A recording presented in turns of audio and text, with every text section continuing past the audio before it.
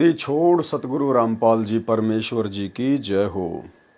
परम पिता परमात्मा सारी सृष्टि के रचनहार, कुल मालिक, असंख्य ब्रह्मांडों के स्वामी, जगत गुरु, तीनों लोकों में प्रवेश करके सब का भरण पोषण करने वाले राजाधिराज, आत्माधार, नाथों के नाथ, देवों के देव, महादेव, सर्वेश्वर, महेश्वर, मृत्युंजय, अजरो अमर, आदि अनादि, सनातनी प्रभु, जगत पिता जगदीश्वर, श्री श्री 1008 की उपाधि के वास्तविक अधिकारी, अकाल मूर्त शब्द स्वरूपी राम वासुदेव, सर्वगतम ब्रह्म, परम पूज्य, प्रथम पूज्य, परम संत, परम पुरुष, परम धनी, परम दयालु, सत्य कबीर, हक्का कबीर, अल्लाहु कबीर, अल्लाहु अकबर, बाखबर, अल्लाह ताला, जगत के तारणहार, जगत के मुक्तिदाता, जगत के जगन्नाथ, हारे के सहारे, हिंदुओं के राम, मुसलमानों के अल्लाह, सिखों के वाहिगुरु, ईसाइयों के मसीह, दया के सागर दयानिधि, करुणा के सागर करुणानिधि, स्वयंभू परिभू, संकट मोचन, कष्ट हरण, मंगल करण, दुख भंजन, अविगत कबीर, निर्विकार निर्विषम परमात्मा, अलय अलेख सतगुरु, आदि अनादि सतगुरु, असली मर्यादा पुरुषोत्तम, असली राम, असली कृष्ण, असली घनश्याम, असली मुरारी, राजाओं के राजा, महाराजाओं के महाराजा, शहंशाहों के शहंशाह, सम्राटों के सम्राट, भगवानों के भगवान, अल्लाहों के अल्लाह, प्रभुओं के प्रभु, मसीहाओं के मसीह, सच्चे वाहिगुरु, बाबाओं के बाबा, पीरों के पीर, सेठों के सेठ, जगत सेठ, सावड़सा सेठ, सर्वगुण संपन्न, अनंत कोटि कलाओं के स्वामी, अनंत कोटि ब्रह्मांडों के नायक, योगियों में महायोगी, ध्यानियों में महाध्यानी, सिद्धों में परम सिद्ध, ज्ञानियों में तत्व ज्ञानी, ब्रह्म ज्ञानी, महाज्ञानी, परम ज्ञानी, सर्वश्रेष्ठ ज्ञानी, विज्ञानी, युवा कबीर, समृत कबीर, असमवात, अमित ओझा, सच्चे रहनुमा, करीम अल्लाह, सुबहान अल्लाह, दुनिया के अंतिम पैगंबर। 8 सितंबर 1951 से गांव धनाना, जिला सोनीपत, हरियाणा, भारतवर्ष की पावन भूमि पे प्रकट रियल कल की भगवान श्री नारायण साकार हरि, श्री बाबा साहिब, गरीब निवाज, शब्द स्वरूपी राम, संत श्रोमणी सतगुरु रामपाल जी परमेश्वर जी के चरण कमल में साध संगति से जुड़े हुए देश विदेश से सभी सत्सेवक भाई बहनों का अनंत कोटि दंडवत प्रणाम। सत्साई भाई और बहनों, दया पूज्य गुरुदेव भगवान की, सारी सृष्टि के सर्जनहार की, जिनके विशेष आशीर्वाद से आप और हम सभी भाई बहन साथ संगति से जुड़कर अपनी आत्मा के कल्याण हेतु भक्ति मार्ग पर तत्व ज्ञान को आधार बनाकर निरंतर आगे बढ़ रहे हैं। भाई और बहनों, कबीर सागर के सरलार्थ के ऊपर वीडियो बनाने की श्रृंखला जारी है। इस श्रृंखला में आज हमारा ये 22वें नंबर का वीडियो है। प्रत्येक वीडियो में परमात्मा हमें कुछ न कुछ नया अध्यात्म से जुड़ा हुआ पाठ जरूर पढ़ाते हैं। भाई और बहनों, पिछले अध्याय में हमने राजा अमर सिंह के विषय में पढ़ा, समझा और बहुत सारी बातें जो हमें सीखने को मिलती हैं, शिक्षा देती हैं, हमने अपने ऊपर लागू करने का भी प्रयास किया और लागू करेंगे तो निश्चित तौर पर परमेश्वर आप और हमारे ऊपर दया करेंगे। हमारी तड़प, हमारी कशक, हमारी लगन हमारे निज घर सतलोक में जाने की बनेगी। भाई और बहनों, सात संगतियाँ परमेश्वर का एक विशेष मार्ग है, परमेश्वर का यथार्थ 13वां कबीर पंथ है। सात संगति से जुड़कर ही, सात संगति के सभी नियमों को फॉलो करके ही आप और हम भाई बहन भक्ति मार्ग में एक सुयोग्य भगत की भूमिका निभाते हुए आगे बढ़ सकते हैं। तो भाई और बहनों, आज का जो पार्ट है, परमेश्वर ने हमें उस पार्ट में राजा बीर सिंह बघेल के विषय में बताया है, समझाया है और राजा बीर सिंह की कथा के माध्यम से क्या क्या कमजोरियां भगत के अंदर नहीं होनी चाहिए और कितना भाव, कितनी श्रद्धा अपने गुरुदेव के प्रति भगत में होनी चाहिए, बहुत सारी बातें हम समझेंगे। वैसे राजा बीर सिंह बघेल की कथा के विषय में हम पूज्य गुरुदेव जी के मुख कमल से भी सत्संगों में अनेकों बार सुन चुके हैं, सात संगति के माध्यम से भी कई बार जिक्र हो चुका है, लेकिन परमेश्वर ने अपने कर कमल से लिखा है, इसलिए पढ़ना जरूरी है, अनिवार्य है। पढ़ने मात्र से आप और हम पुण्य के भागी मिलते हैं और जहाँ जहाँ हम भाई बहनों के मतलब का कोई विशेष टॉपिक होगा उस पर हम विशेष तौर पर ध्यान देंगे। तो भाई और बहनों, अब हम आगे बढ़ते हैं। अध्याय वीर सिंह बोध का सारांश, कबीर सागर का सरलार्थ, पेज नंबर 190। अध्याय राजा वीर देव सिंह बोध का सारांश।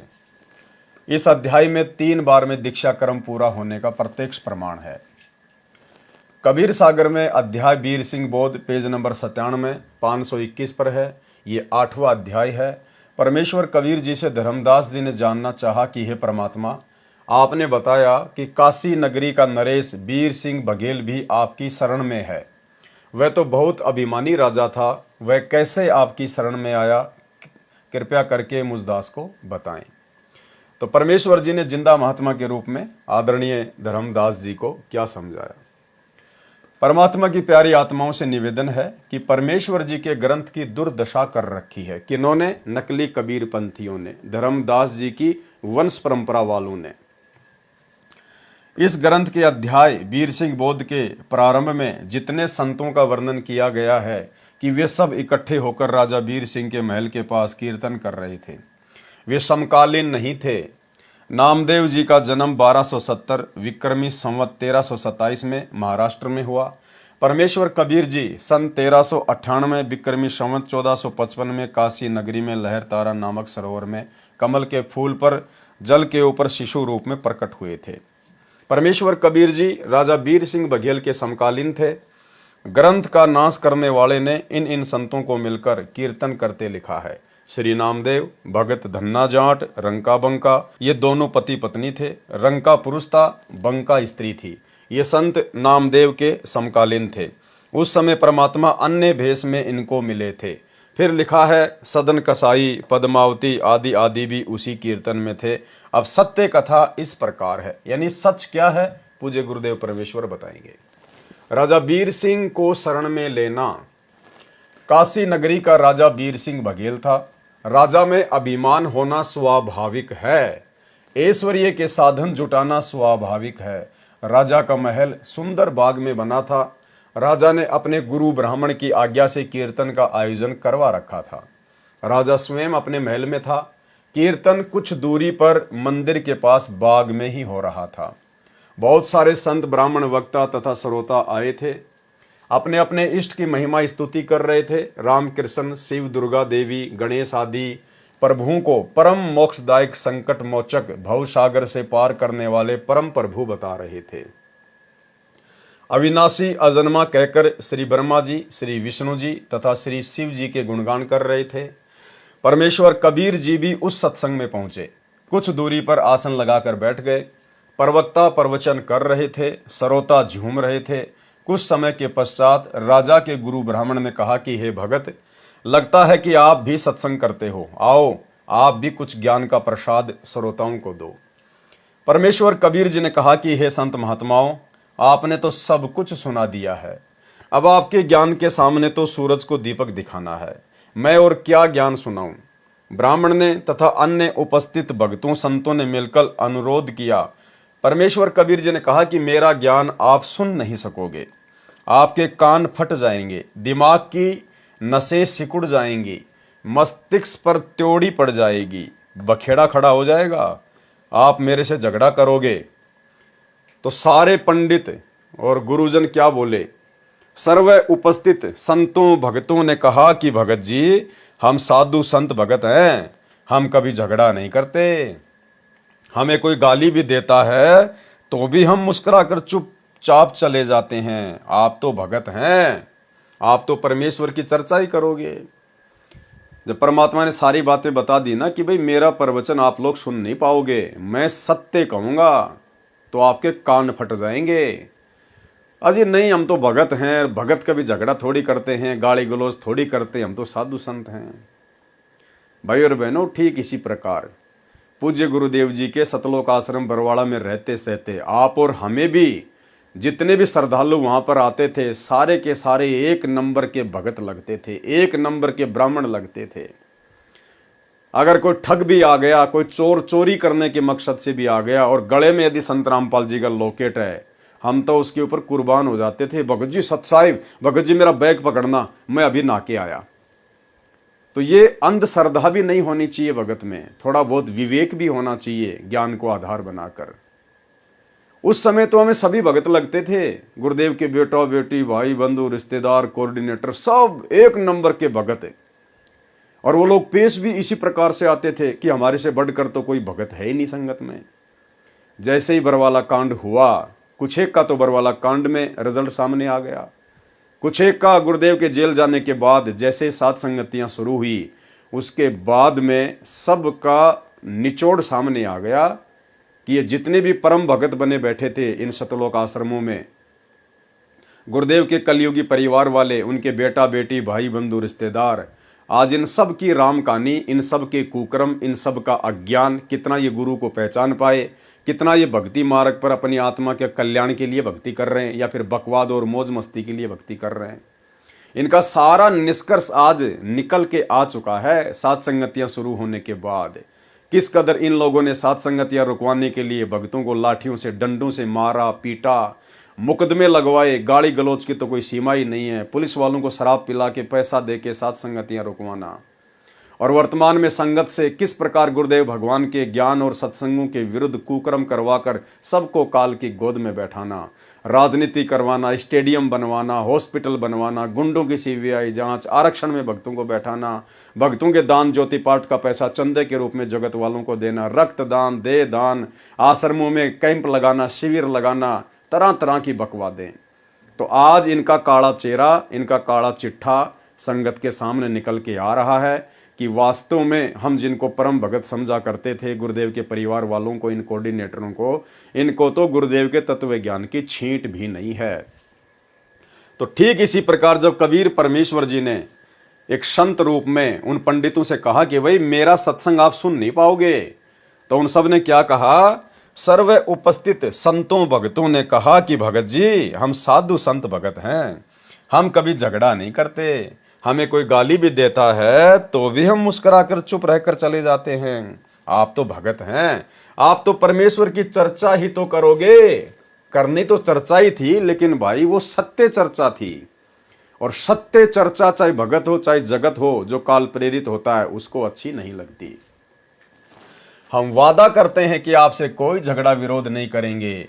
परमेश्वर कबीर जी ने कहा, परमेश्वर कबीर वचन। अब परमेश्वर ने तो अपना वही तत्व ज्ञान देना था, अपना वही सृष्टि रचना का ज्ञान, यथार्थ ज्ञान जो वेद गीता कुरान पुराण में है। हरि ब्रह्मा शिव शक्ति उपाई, इनकी उत्पन्न कहूं बुझाई। ये जो तुम्हारे ब्रह्मा विष्णु महेश हैं, आदि शक्ति दुर्गा है तुम्हारी नजरों में, अब मैं आपको इनकी उत्पत्ति की कहानी बताता हूं। तुम जिनको अजरो अमर कह के अभी इनकी प्रशंसा कर रहे थे, बिना भेद सब फूले ज्ञानी, ताते काल बांधी जीवतानी, कि तुम तो बिना भेद के, बिना शास्त्रों की जानकारी के, बिना तत्व ज्ञान के खाली भौंक रहे हो। अजर अमर है देश सुहेला, सोवे कही पंथ दुहेला। आगे परमात्मा ने इनका सरलार्थ किया हुआ है, ताका मरम भगत नहीं जान्या, कृत्रिम करता से मन माना। हम तो अगम देश से आए, सत्य नाम सौदा हम लाए, साखी कृत्रिम रस रंग भेद दिया, वह तो पुरुष है न्यार, तीन लोक के बाहिरे पुरुष सो रहत निनार। प्रथम अर्जुन को बल दीन्या, पीछे सब बल हर लीन्या। कि इस काल ने पहले तो अर्जुन को शक्ति दे दी, महाभारत का युद्ध करवाना था, और महाभारत के युद्ध के बाद श्री कृष्ण जी की मृत्यु के बाद जब गोपियों के लेकर अर्जुन आ रहा था तो उसका सारा बल छीन लिया। कृष्ण ने जब त्यागी देही, भील बालिया बदला लेही। अर्जुन तब गोपियां लिवाए, आगे खड़े भील बहु पाए। भीलों घेरा अर्जुन का दीन्या, मारा पीटा गोपियन लीन्या। गांडीव लिए अर्जुन रोवे, चला नहीं धनुष कारण टोवे। कि ये धनुष क्यों नहीं चल रहा, जिस धनुष से मैंने महाभारत में लाखों मार दिए। कृष्ण को अर्जुन कोश है, कृष्ण छलिए के मरे भरोसे। महाभारत में जब नाश करवाया, गांडीव धनुष से सब मार गिराया। आज वह गांडीव हाथ ने उठाया, भीलों ने जब जी भरकर कूटा। भीलों ने अर्जुन को ढंग से कुटाई करी उसकी, और वो गांडीव धनुष महाभारत में जिससे लाखों मार दिए थे अर्जुन ने, वो उठाया भी नहीं जा रहा था। काल ने सारा बल वापस खींच लिया अपना। रामचंद्र ने बाली मारा, वृक्ष ओट ले कह करतारा। तुम उसको भगवान कहते हो जो पेड़ की ओट लेकर धोखे से, और जिसने बाली को मारा। सब भूले हो बिना विवेका, बिना तत्व ज्ञान के तुम सब भूल में हो। हम राम कृष्ण मरते देखा, मरे ब्रह्मा विष्णु महेशा, साथ नारद सारद शेषा। मरे ज्योति निरंजन अभिमानी, साथ मरे तुम्हारी आदि भवानी। पढ़क देखो वेद पुराना, आदि पुरुष का भेद बखाना। कि भाई इन वेदों को ढंग से पढ़ के देखो, तत्व ज्ञान की रोशनी में वो आदि पुरुष कबीर परमात्मा का भेद निकल के आएगा। पुराण कहे तीनों मरही, बार बार जन्मे गर्भ में परी। तुम्हारे खुद के पुराण कह रहे हैं कि ये ब्रह्मा विष्णु महेश बार बार मरते हैं और जन्म लेते हैं। तुम ये ज्ञान कहां से लाए, ब्रह्मा विष्णु अमर बताए। कबीर अक्षर पुरुष एक पेड़ है, निरंजन वहां की डार। तीनों देवा शाखा हैं, पात रूप संसार। त्रिदेवा ब्रह्मा विष्णु शिव, शाखा भय पात रूप संसार। रजगुण ब्रह्मा, सतगुण विष्णु, तम गुण शंकर कहलावे रे। चौथे पद का भेद नियारा, कोई बिरला साधु पावे रे। चौथा पद यानी इस काल के विषय में भी कोई बिरला ही जान पाता है, अन्यथा इस काल की जानकारी भी यहाँ के बड़े बड़े शंकराचार्यों को नहीं है। तीन देव को सब कोई ध्यावे, चौथे पद का मर्म न पावे। ब्रह्मा विष्णु महेश को तो सब जानते हैं, लेकिन चौथा जो काल है उसका तो कोई बिरला ही भेद निकाल सकता है। चौथा छोड़ पंचम को दावे, उस चौथे काल निरंजन को छोड़कर हमने तो पांचवे की भक्ति करनी है। कहे कबीर वह हम पर आवे। पांचवा कौन है? कबीर परमात्मा। तीन तो हो गए ब्रह्मा विष्णु महेश, चौथा हो गया ये काल, और पांचवा परम अक्षर ब्रह्म परमात्मा कबीर देव। तीन गुणों की भक्ति में भूल पड़े संसार, कहे कबीर निज नाम बिना कैसे उतरो पार। तीन देव की जो करते भक्ति, उनकी कभू ना होवे मुक्ति। जब तीनों देवा ब्रह्मा विष्णु महेश की खुद की ही मुक्ति नहीं है, तो भला इनकी भक्ति करने से आम प्राणियों की मुक्ति कैसे हो जाएगी। कबीर ओंकार नाम है काल का, ये जो ओम मंत्र है ये इस काल का है। याकू करता मत जान, इसी को भगवान मत मानो। साचा शब्द कबीर का, पर्दे माही पहचान। सच्चे सतगुरु की शरण में आके तत्व ज्ञान लेके फिर पहचान कर कि वास्तव में परमात्मा कौन है। तीन लोक सब राम जपत है, जान मुक्ति को धाम। रामचंद्र वशिष्ठ गुरु कियो, तिनको सुनायो ओम नाम। तीनों लोकों के प्राणी तो जो है श्री रामचंद्र जी का नाम लेके राम राम राम राम करके ही अपनी मुक्ति समझ रहे हैं कि राम राम राम राम की माला फेरने से हमारी मुक्ति हो जाएगी।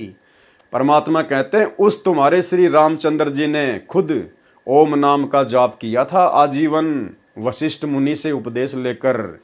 यानी तुम्हारे रामचंद्र जी ने तो ओम नाम का जाप किया, और तुम खाली राम राम राम राम राम राम करके मुक्ति चाह रहे हो। कभी जिंदगी में नहीं मिलेगी। अगर गुरु और शिष्य के पेट में दर्द है तो गोली एक ही खानी पड़ेगी। राम कृष्ण अवतार हैं, इनका नहीं संसार। जिन साहब संसार रचा, सो कीन न जान्यो नार। ये राम और कृष्ण जो हैं ये अवतार हैं, भगवान नहीं है। इन्होंने संसार की रचना नहीं की है। और जिस साहब ने, जिस परमेश्वर ने संसार को रचा है, सो कीने न जान्यो नार, उसको तो किसी ने पहचाना भी नहीं है। चार भुजा के भजन में भूल पड़े सब संत। चार भुजा ब्रह्मा विष्णु महेश की चार चार भुजा हैं, ये अपनी चार चार भुजा बना सकते हैं। कहते हैं सारा संसार इन्हीं की भक्ति में उलझा हुआ पड़ा है। कबीर सुमरे तास को जाकी भुजा अनंत। कबीर परमात्मा कहते हैं हम तो उसकी भक्ति करते हैं जिसकी अनंत भुजाएं हैं। अपने आप को छुपाते हुए परमात्मा ने सत्संग किया। वशिष्ठ मुनि से त्रिकाली योगी, शोध के लगन धरे। और सीता हरण मरण दशरथ का, बण बण राम फिरे। वशिष्ठ जी जो कि श्री रामचंद्र जी के गुरु थे, गुरुदेव ने बताया जब रामचंद्र जी की शादी थी तो वशिष्ठ मुनि ने बीच में टांग अड़ा दी जबरदस्ती अपनी महिमा बनाने के लिए, और कहा कि वर्तमान में जो शादी हो रही है ना, ये नक्षत्र सही नहीं है, ये मुहूर्त सही नहीं है।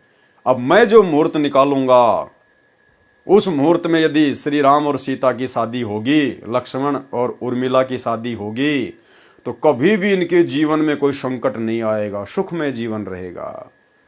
और वशिष्ठ ऋषि को त्रिकालदर्शी माना जाता है, भूत भविष्य वर्तमान के जानने वाला। तो गुरुदेव कह रहे हैं कि 3 दिन तक वो शादी लेट कर दी गई। 3 दिन तक बारात वहीं पे रुकी रही, क्योंकि वशिष्ठ मुनि ने कहा कि 3 दिन आगे का मुहूर्त है, उसके बाद में इनके फेरे होंगे। और वहीं से जो पहले के समय में बारात 3 दिन तक रुका करती थी, आज से 30-40 साल पहले जब भी कोई शादी होती थी तो बारात को 3 दिन तक रोकने का एक रिवाज था। ये बारात को 3 दिन तक रोकने का रिवाज त्रेता युग से शुरू हुआ है। वशिष्ठ मुनि के मुहूर्त के कारण, जिसने 3 दिन आगे का मुहूर्त निकाल दिया था। उसके बाद में फिर आगे चलकर बारात को ससुराल में 3 दिन तक रोका जाता था। अब जाके इसको प्रथा से पीछा छूटा है। और उसके बाद में क्या हुआ? उसके बाद में सीता हरण मरण दशरथ का, और वो बन बन राम फिराए। सबसे ज्यादा दुर्गति त्रेता युग में यदि किसी की हुई, वशिष्ठ के द्वारा शुभ मुहूर्त निकालने के बावजूद, तो श्री रामचंद्र सीता और लक्ष्मण की हुई। समुद्र पाट लंका गया, सीता का भरतार, ताही अगस्त्य ऋषि पी गयो, इनमें कौन करतार। अब कहते हैं तुम तो श्री रामचंद्र जी को केवल इसी बात के लिए भगवान मान रहे हो कि उन्होंने अपनी पूरी सेना को समुद्र के ऊपर से पुल बना के और लंका में पहुंचा दिया था।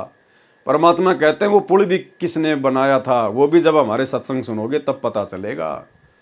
कहते हैं तुम तो खाली इसी एक छोटा सा एक वो पुलिया बना देने के कारण श्री रामचंद्र जी को भगवान मान बैठे। समुद्र के ऊपर तो आजकल के इंजीनियर श्री रामचंद्र जी से भी 100 गुना बढ़िया बढ़िया जो है वो पुलिये बना रहे हैं।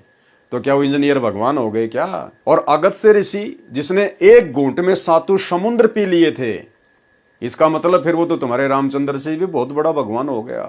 तो गुरुदेव कहते हैं इन अवतारों को भगवान मानने का जो पैमाना तुमने सेट कर रखा ना, ये तुम्हारा गलत है। गोवर्धन श्री कृष्ण धार्यो, द्रोणागिरी हनुमंत, शेष नाग सब सृष्टि उठायो, इनमें कौन भगवंत। काटे बंधन विपत में कठिन कियो संग्राम, चीनो रे नर प्राणियों गरुड़ बड़ो के राम। कहे कबीर चित चेतु शब्द करो निरुवार, श्री रामचंद्र को करता कहें भूली पड़ो संसार। जिन राम कृष्ण निरंजन किया, सो तो करता न्यार, अंधा ज्ञान न बूझ ही कहे कबीर विचार। मुझदास रामपाल दास पर परमेश्वर कबीर जी की कृपा हुई है, यानी गुरुदेव भगवान अपने आप को छुपा रहे हैं, बाकी स्वयं ही कबीर परमात्मा है। आप और हमें तो अब अच्छी प्रकार से समझ में आ गया है। इसी संदर्भ में कुछ वाणी रची हैं जो निम्न है। प्रकरण यही चल रहा है, इसलिए ये वाणी लिख रहा हूं। यही ज्ञान परमेश्वर कबीर जी ने उपस्थित व्यक्तियों को सुनाया था।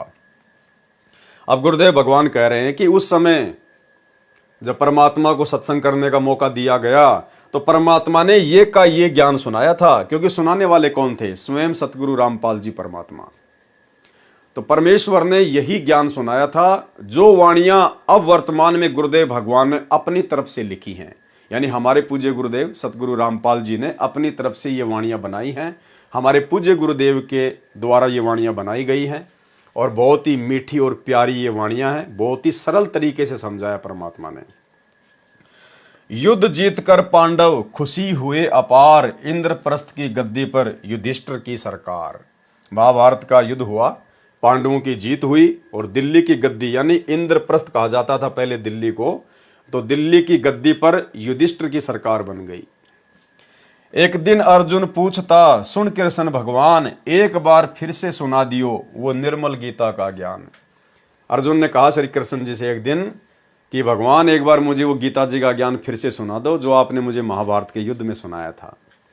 घमासान युद्ध के कारण भूल पड़ी है मोहे, ज्यों का त्यों कहना भगवान तनिक न अंतर होए।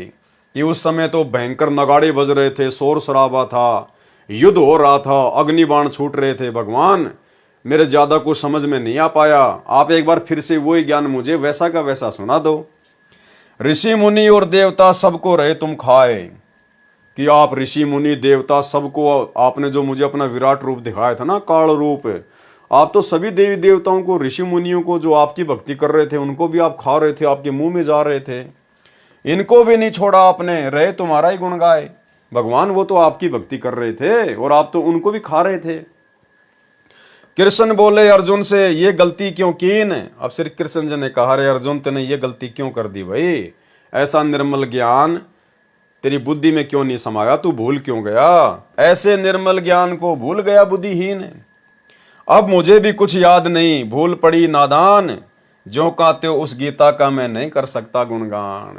इसका मतलब वो ज्ञान श्री कृष्ण जी ने नहीं बोला था, अन्यथा श्री कृष्ण जी ने बोला होता तो वो तो फिर से सुना देता। कौन सी बड़ी बात है, ऐसा का ऐसा हो तो फिर से सुना देता। लेकिन आप सबको अब मालूम हो गया है, जगत की दृष्टि में तो वो काल ने ज्ञान दिया था, लेकिन असल में कबीर परमात्मा सतगुरु रामपाल जी ने ही पूरी लीला रची थी। स्वयं श्री कृष्ण को याद नहीं और अर्जुन को धमकावे, बुद्धि काल के हाथ है चाहे त्रिलोकी नाथ कहावे। ज्ञानहीन प्रचार का ज्ञान कथे दिन रात, जो सर्वे को खाने वाला कहे उसी की बात। सब कहें भगवान कृपालु हैं, कृपया करे दयाल, जिसकी सब पूजा करें वह स्वयं कहे मैं काल। मारे खावे सबको वह कैसा कृपाल, कुत्ते गधे सुअर बनावे है फिर भी दीन दयाल। बाइबल वेद कुरान है जैसे चांद प्रकाश, सूरज ज्ञान कबीर का करे तिमिर का नाश। रामपाल साची कहे करो विवेक विचार, सतनाम व सार नाम यही मंत्र है सार। कबीर हमारा राम है वो है दीन दयाल, संकट मोचन कष्ट हरण गुण गावे रामपाल। ब्रह्मा विष्णु शिव हैं तीन लोक प्रधान, अष्टंगी इनकी माता है और पिता काल भगवान। 1,00,000 को काल नित खावे सीना ताण, ब्रह्मा बनावे विष्णु पाले शिव कर दे कल्याण। अर्जुन डर के पूछता है यह कौन रूप भगवान, कह निरंजन में काल हूं सबको आया खान। ब्रह्म ज्ञान इसी का है वेद करे गुणगान, जन्म मरण 84 ये इसका संविधान। 4 राम की भक्ति में लग रहा संसार, 5वें राम का ज्ञान नहीं जो पार उतारन हार। ब्रह्मा विष्णु शिव तीनों गुण हैं, दूसरा प्रकृति का जाड़, लाख जीव नित भक्षण करे राम तीसरा काल। अक्षर पुरुष है राम चौथा जैसे चंद्रमा जान, 5वां राम कबीर है जैसे उदय हुआ भान। राम देवानंद गुरु जी कर गए नजर निहाल, सतनाम का दिया खजाना बरते रामपाल।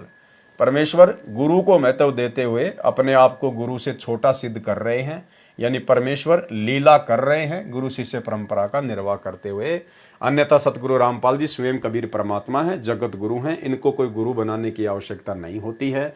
लेकिन सांसारिक दृष्टि में भक्ति मार्ग को आगे बढ़ाने के लिए परमेश्वर ने 17 फरवरी 1988 को आदरणीय राम देवानंद जी को, जिन्हें हम अपना दादा गुरु जी कहते हैं, उनको अपना मुंह बोला गुरु बनाया था। परमेश्वर कबीर जी के उपरोक्त सत्य ज्ञान को सुनकर सर्व श्रोता आश्चर्यचकित रह गए। जो वक्ता थे वे जल भुन गए। एक तो राजा का ब्राह्मण गुरु था, वह राजा के पास गया और राजा से कहा कि हे राजन, हम जिन ब्रह्मा विष्णु शिव ब्रह्मा हरि हर को परमात्मा अविनाशी मानते हैं, कबीर जुलाहा कह रहा है कि ये नासवान हैं, इनकी भक्ति करने से मुक्ति नहीं हो सकती। ब्रह्मा विष्णु शिव का पिता काल है जिसने श्री कृष्ण जी में प्रवेश करके गीता का ज्ञान दिया है। इनकी माता दुर्गा है, इन सबसे शक्तिमान अन्य परमेश्वर है जो कभी जन्मता मरता नहीं। जो आप पत्थर की मूर्ति को प्रभु मानकर पूजते हो, यह एक कारीगर द्वारा निर्मित है। बनाते समय कारीगर ने इसकी छाती पर पैर रखकर छैनी और हथौड़े मारकर आकार दिया है। इसका रचनहार निर्माता कारीगर है। यह बनावटी देव किसी काम का नहीं। क्या कभी इस मूर्ति भगवान ने आपसे बातें की है? क्या किसी कष्ट का समाधान बताया है? ठीक इसी प्रकार भाई और बहनों, जो गलती उस समय राजा बीर सिंह बघेल उन पत्थर की मूर्तियों को भगवान मानकर पूज रहा था, ठीक वही गलती वर्तमान में इतना तत्व ज्ञान देने के बावजूद भी सतगुरु रामपाल जी परमेश्वर जी का कलयुगी परिवार और उस परिवार के पीछे अंधी होकर चल रही शतलोक आश्रमों में जाने वाली 90% संगत वही राजा बीर सिंह बघेल वाली भूमिका निभा रही है। सतगुरु रामपाल जी परमेश्वर जी के धरती पर प्रकट रहते सहते उनको ना पहचान कर और कबीर भगवान एक दाढ़ी मूंछ वाली कबीर जी की समझे जाने वाली उस मुर्दा फोटो को मान रहे हैं। प्रतिवर्ष जून के महीने में सारी संगत इन आश्रमों में जाकर उस दाढ़ी मूंछ वाली मुर्दा फोटो को, उस कागज के टुकड़े को जो ना चलता ना बोलता ना फिरता ना सत्संग करता ना नाम दीक्षा देता ना कोई शंका समाधान करता, उस कागज के टुकड़े को कबीर मानकर उसका प्रकट दिवस मना रहे हैं। राजा बीर सिंह वाली अंधता आज वर्तमान में 90% संगत कर रही है। मूर्ति कूटी पत्थर की बनाई, कारीगर छाती दे पाही, भक्ति ज्ञान योग का भेवा, तीर्थ व्रत जब तब सब सेवा। सबको काल जाल बतावे, जो कोई करे नरक में जावे। राजा ने एक छड़ीदार अर्थात सिपाही को कबीर जी को बुलाने के लिए भेजा। सिपाही ने कहा कि हे संत जी, आपको राजा ने बुलाया है। परमेश्वर कबीर जी ने कहा, परमेश्वर कबीर वचन। अब गुरुदेव भगवान ने क्या कहा? कहे कबीर बचन स्थाई, के ही कारण मोई राय बुलाई। कि भाई क्या कारण है? जो राय अर्थात राजा ने मुझे बुलवाया है। ना हम पंडित ना प्रधाना, ना ठाकुर चाकर ते ही जाना। ना मैं कोई पंडित हूं, ना कोई प्रधान हूं, ना कोई ठाकुर हूं, ना तुम्हारे राजा का कोई नौकर हूं। ना हम बिराना देश बसावें, ना मैंने राजा से कोई देशद्रोह किया, ना मैंने कोई विद्रोह किया कि मैं कोई नया कोई देश बसाना चाहता हूं। ना हम नाटक चेटक लावें, पैसा दमरी नाई हमारे, के ही कारण मोई राय हंकारे। गरज होए तो यहाँ चली आवे, राजा को आवश्यकता है तो यहाँ चल के आ जाएगा। हम तो बैठे भजन करावें, साखी छड़ीदार तुम जाए कह, कहो राय के पास, महाप्रचंड बघेल है, हम नहीं मानत त्रास। भावार्थ, परमेश्वर कबीर जी ने कहा कि मेरे को राजा से कोई काम नहीं है, यदि राजा को आवश्यकता है तो यहां आ जाए।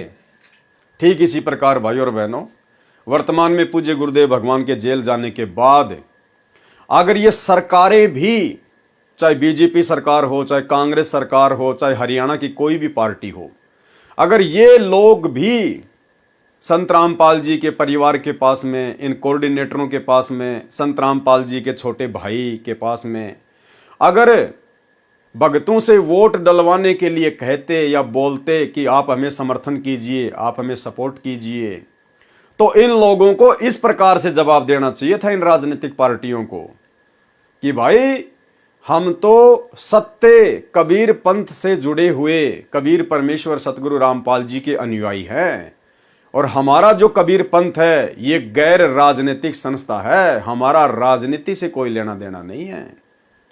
तुम राजा लोग अपना काम करो, हम भगत लोग अपना काम कर रहे हैं, आप और हमारा कोई मेल ही नहीं है। हम क्यों राजनीति में आएंगे जब तुम राजा लोग भक्ति मार्ग में नहीं आ रहे, जब तुम लोग नाम दीक्षा लेकर और संत रामपाल जी का ज्ञान ग्रहण नहीं कर रहे, तो हम लोग जबरदस्ती तुम्हारी राजनीति में पढ़कर तुम्हारा सपोर्ट क्यों करें। इसके बावजूद भी संत रामपाल जी के परिवार ने उन राजनेताओं की गुलामी को स्वीकारा, उन राजनेताओं की चप्पल चाटना इन्होंने उचित समझा। अन्यथा अगर सच्चे कबीर सतगुरु रामपाल जी के ये लोग सच्चे भगत होते, तो जिस प्रकार हमारे गुरुदेव भगवान ने राजा बीर सिंह के नौकर को जवाब दिया कि भाई ना मैं कोई ठाकुर हूं, ना मैं कोई प्रधान हूं, ना मैं कोई तेरे राजा का चमचा हूं, और ना मैंने कोई ले रखा कुछ, और तेरे राजा को अगर गर्ज है तो यहां आ जाएगा। वर्तमान में अगर ये सच्चे भगत थे ना, तो इन लोगों को इस प्रकार से जवाब देना चाहिए था, लेकिन इनके पास तो कोई ऑफर आया ही नहीं, इनके पास तो कोई ऑफर आया ही नहीं। अगर किसी राजनीतिक पार्टी का ऑफर आ जाता, भाई और बहनों, ये तो फूल के गुब्बारे हो जाते, ये तो अपना तन मन धन सब कुछ न्यौछावर कर देते। ये तो जबरदस्ती राजाओं के अंदर घुसे, जबरदस्ती। और गुरुदेव भगवान ने हमें एक सत्संग में क्या बताया, काफिर के अंग में, कि भाई जो अपने से जो ठाडा होता है, जो अपने से ताकतवर होता है हर प्रकार से, भगत ने उसके अंदर नहीं घुसना चाहिए, भगत ने अपने भक्ति भाव में रहना चाहिए। और गुरुदेव ने एक गीदड़ और एक ऊंट की कहानी सुनाई। गुरुदेव ने बताया कि एक बार एक ऊंट मर गया, और वही बरसात का समय था, और एक गीदड़ उस ऊंट को खाता खाता खाता खाता अंदर से उसने खोखला कर दिया, और ऊंट के अंदर जा घुसा। ऊपर से बारिश हो गई, और बारिश के कारण ऊंट का पेट फूल गया, और वो जो द्वार था, जो रास्ता था, वो हो गया बंद, और गीदड़ तो अंदर की अंदर पैक हो गया। अब गिद्दर मारे किलकी, लैट्रीन करे, पेशाब करे, चिल्लावे, अब बाहर कैसे निकले। अब 2-3 दिन की मशक्कत के बाद में देह टक्कर, फिर अचानक से वो खुला। अब गीदड़ ने तो छलांग लगा दी, पीछे मुड़ के भी नहीं देखा, और बाकी अपने परिवार वालों के पास में गया। अन्य जहां रहा करते थे, अन्य जो गीदड़, उन लोगों ने कहा, अरे 2-4 दिन से तू दिखाई नहीं दिया, कहां चला गया था। उसने कहा, भाई चला कहां गया था, एक शिक्षा तो मेरे को मिल गई, क्या, अपने से ठाडे के अंदर कभी नहीं घुसना चाहिए, अपने से ताकतवर के अंदर कभी भी जबरदस्ती नहीं घुसना चाहिए। तो भाइयों और बहनों, उस गीदड़ की तरह ये सतलोक आश्रम मैनेजमेंट हरियाणा वाले, गुरुदेव के परिवार वाले, अपने से ठाडे, अपने से ताकतवर काल के एजेंट इन राजनेताओं के अंदर जबरदस्ती घुस चुके हैं। अब इसका परिणाम भी उस गीदड़ की तरह आने वाले समय में इनको भोगना पड़ेगा। तो जिस प्रकार हमारे बाप ने जवाब दिया एक राजा को, अगर उसी बाप की अगर ये नेक संतान होती, वर्तमान में जो गुरुदेव के बेटा बेटी भाई बंधु रिश्तेदार कोऑर्डिनेटर, तो ये जवाब देते। लेकिन राजनेताओं ने तो कोई ऑफर दिया ही नहीं। ये तो जबरदस्ती राजनेताओं से ऑफर ले रहे हैं, जबरदस्ती अपने आश्रम चलाने के लिए। इनको इतना डर है, इतना भय है कि यदि हमने सरकार का सपोर्ट नहीं किया, बीजेपी का, तो हमारे आश्रम नहीं चलेंगे। इनको भगवान पे भरोसा नहीं है, इनको अपने गुरु पे भरोसा नहीं है, क्योंकि गुरु पे तो भरोसा उस समय होगा जब गुरु का आदेश होगा आश्रम खोलने का। इन्होंने तो राजनेताओं को अपना बाप बना रखा है, इनको तो राजनेताओं की चापलूसी करनी है, धंधा करना अपना।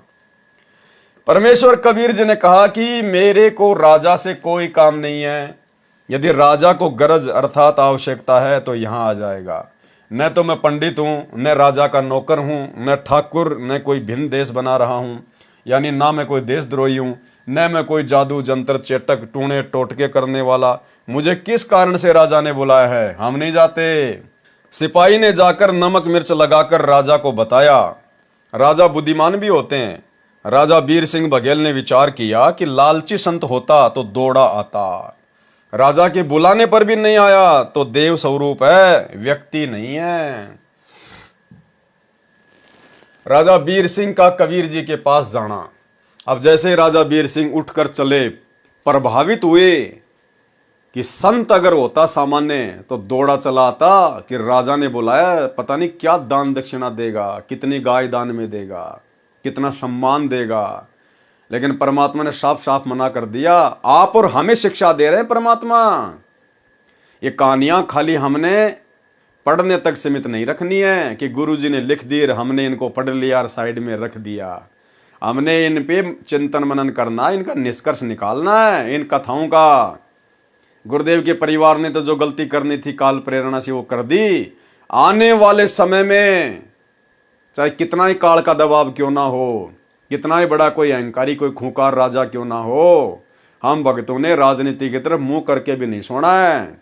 जो गुरुदेव का वचन है, प्रत्येक वचन पे चलना हमने। तो जैसे राजा बीर सिंह बघेल गया, परमात्मा ने लीला की, जमीन से 1 हाथ ऊंचा अपना आसन लगा लिया। केवल राजा बीर सिंह बघेल को जमीन से ऊपर उठे हुए दिखाई दे रहे हैं, बाकी लोगों को जमीन पर बैठे हुए दिखाई दे रहे हैं। कीन विवेक राय दिल माही, नहीं आए कबीर हम जाही। वह तो सत्य भक्ति चित दीन्या, कारण कौन त्रास मम कीन्या। यही विधि कीन विवेक विचारा, तब ही राजा आप सिंधारा। खुद राजा गया चल के, हुक्म पाए आए असवारा, गज और तुरंग सु साज संवारा। आवत देखा जब हम भाई, तब हम लीला एक बनाई। परमात्मा ने लीला की। आसन अधर कीन तेहिवारा, 1.25 हाथ धरती से न्यारा। परमात्मा ने धरती से 1.25 हाथ यानी तकरीबन 2-2.5 फुट ऊंचा अपना आसन लगा लिया हवा में। माला तिलक और टोप बिराजे, हाथ सवेत कुवरी सो छाजे। नरपति देखी अचरज मन कीन्या। नरपति यानी राजा ने देखा और आश्चर्यचकित रह गया, ये तो पुरुष न देखे कभी।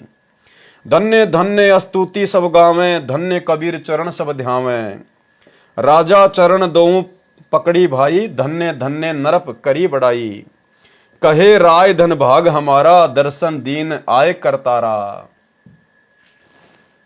स्तुति करत नरपति भासेऊ, तुम ब्रह्मा निर्गुण आप हो। अनाथ नाथ सुनाथ करी दिए, माथ हाथ अनाथ हो। अपनो दास करी जानी साहब, दरस दिनेऊ आए के। कीजिए कृपया यही दास पे, चली भवन दरस दिखाए के। कि परमात्मा दया करो अपने दास के ऊपर और महल में चलिए। सोरठा। अब ये सोरठे के विषय में दास को कुछ मालूम नहीं था ज़्यादा। पहले हमने खाली सिंपल तरीके से इसको पढ़ा, फिर किसी भाई ने परमात्मा का वीडियो भेजा कि भगत जी जो सोरठा होता है, गुरुदेव कह रहे हैं कि उसको उल्टा पढ़ा जाता है, तो हम इसको उल्टा पढ़ेंगे। मोही तस मंदिर पग दीजिए, कृपया कीन जस। वेगी विलंब न कीजिए, विनय करो प्रभु। कबीर वचन चौपाई। कहे कबीर तहां नहीं काजा, तुम प्रचंड बघेल राजा। काम क्रोध मद लोभ बढ़ाई, रोम रोम अभिमान समाई। कि भाई मैं क्या करूंगा तेरे महल में जाके, तू तो बहुत ज्यादा अभिमानी राजा है, मान बढ़ाई काम क्रोध लोभ में फंसा हुआ है तू तो। तुरी 1.25 संग तेरे, 1.25 घोड़े थे उसके पास में, 1,2 प्यादा तोरे, हस्ती चलत सहस तव संगा, निस दिन भूले कामिनी रंगा, कंचन कलसा महल अटारी, कैसे शब्द गहे नर नारी। इनमें काफी कुछ मिलावट भी कर रखी है नकली कबीरपंथियों ने, परमात्मा उसको शुद्ध करके फिर हमें समझाएंगे। हम भिक्षुक जाने संसारा, कौन काज तहां हमारा, राजा वीर सिंह बघेल वचन। तुम सतगुरु हो दीन दयाला, करम वश हम अहे विहाला, माया तिमिर नैन पट लागी, दर्शन पाए भय अनुरागी। जिस समय राजा सत्संग स्थल के निकट आया तो देखा कि जमीन से 1.25 हाथ ऊपर बैठे दिखाई दिए। ये लीला देखकर राजा समझ गया कि परमात्मा है, कोई सामान्य संत नहीं है। राजा ने घर चलने की विनती की, पहले तो मना किया, परंतु राजा के विशेष आग्रह करने पर परमेश्वर कबीर जी सहर्ष राजा के साथ चल दिए। राजा ने सम्मान के साथ कबीर परमेश्वर को और अपने गुरु ब्राह्मण को भी आदर के साथ कबीर जी के समान आदर सत्कार दिया।